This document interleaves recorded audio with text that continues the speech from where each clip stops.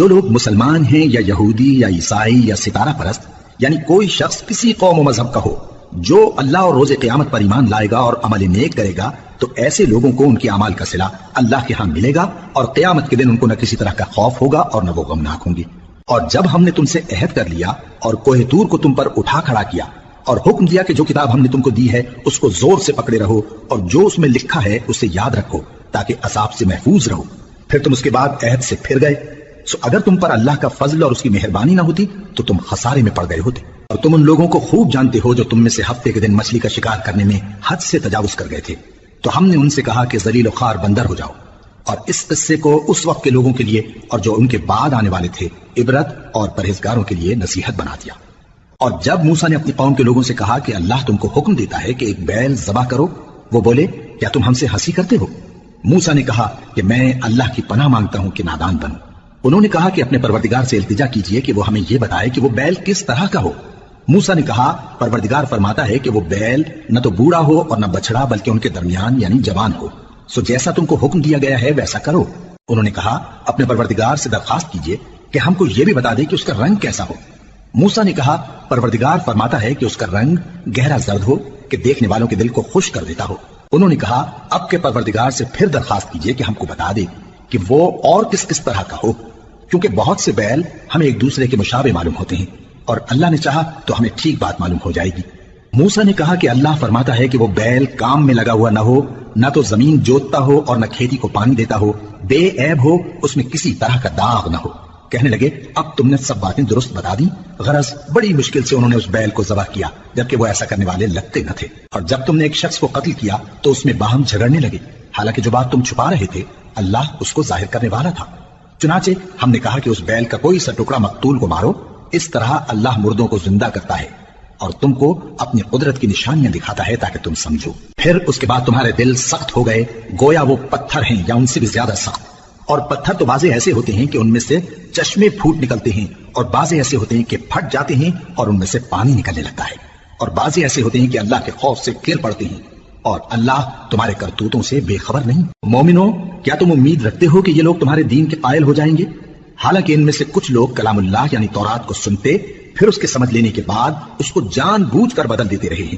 اور یہ لوگ جب مومنوں سے ملتے ہیں تو کہتے ہیں ہم ایمان لے آئے ہیں، اور جس وقت تنہائی میں ایک دوسرے سے ملتے ہیں تو کہتے ہیں جو بات اللہ نے تم پر ظاہر فرمائی ہے وہ تم ان کو اس لیے بتائے دیتے ہو کہ قیامت کے دن اسی کے حوالے سے تمہارے پروردگار کے سامنے تم کو الزام دیں۔ کیا تم سمجھتے نہیں؟ کیا یہ لوگ یہ نہیں جانتے کہ جو کچھ یہ چھپاتے اور جو کچھ ظاہر کرتے ہیں اللہ کو سب معلوم ہے؟ اور بعض ان میں ان پڑھ ہیں کہ اپنی آرزوؤں کے سوا اللہ کی کتاب سے واقف ہی نہیں، اور وہ صرف اٹکل سے کام لیتی ہیں۔ سو ان لوگوں پر افسوس ہے جو اپنے ہاتھ سے کتاب لکھتے ہیں اور کہتے یہ ہیں کہ یہ اللہ کے پاس سے آئی ہے تاکہ اس کے عوض تھوڑی سی قیمت یعنی دنیاوی منفعت حاصل کریں۔ سو ان پر افسوس ہے اس لیے کہ بے اصل باتیں اپنے ہاتھ سے لکھتے ہیں، اور پھر ان پر افسوس ہے اس لیے کہ ایسے کام کرتے ہیں، اور کہتے ہیں کہ دوزخ کی آگ ہمیں چند روز کے سوا چھو ہی نہیں سکے گی۔ ان سے پوچھو کیا تم نے اللہ سے اقرار لے رکھا ہے کہ اللہ اپنے اقرار کے خلاف نہیں کرے گا، یا تم اللہ کے بارے میں ایسی باتیں کہتے ہو جن کا تمہیں مطلق علم نہیں؟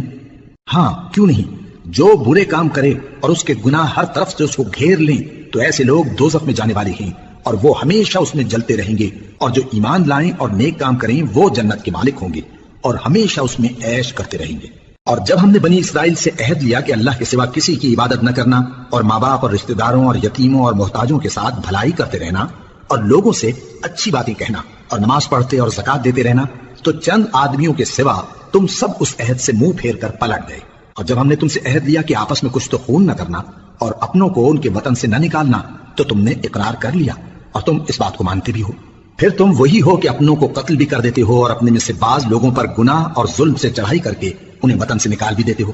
اور اگر وہ تمہارے پاس قید ہو کر آئیں تو بدلہ دے کر ان کو چھڑا بھی لیتے ہو، حالانکہ ان کا نکال دینا ہی تم پر حرام تھا۔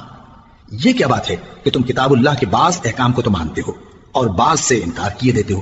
تو جو تم میں سے ایسی حرکت کریں ان کی سزا اس کے سوا اور کیا ہو سکتی ہے کہ دنیا کی زندگی میں تو رسوائی ہو اور قیامت کے دن سخت سے سخت عذاب میں ڈال دیا جائے۔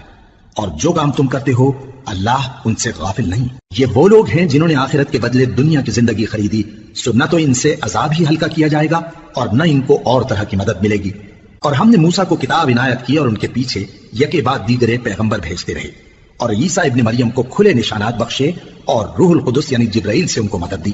تو کیا ایسا ہے کہ جب کوئی پیغمبر تمہارے پاس ایسی باتیں لے کر آئے جن کو تمہارا جی نہیں چاہتا تھا تو تم سرکش ہو جاتے رہے اور ایک گروہ انبیاء کو تو جھٹلاتے رہے اور ایک گروہ کو قتل کرتے رہے اور کہتے ہیں ہمارے دلوں پر پردے ہیں؟ نہیں، بلکہ اللہ نے ان کے کفر کے سبب ان پر لعنت کر رکھی ہے، بس یہ تھوڑے ہی پر ایمان لاتے ہیں۔ اور جب اللہ کے ہاں سے ان کے پاس کتاب آئی جو ان کی آسمانی کتاب کی بھی تصدیق کرتی ہے، اور وہ پہلے ہمیشہ کافروں پر فتح مانگا کرتے تھے، پھر جس چیز کو وہ خوب پہچانتے تھے جب ان کے پاس آ پہنچی تو اس سے منکر ہو گئے،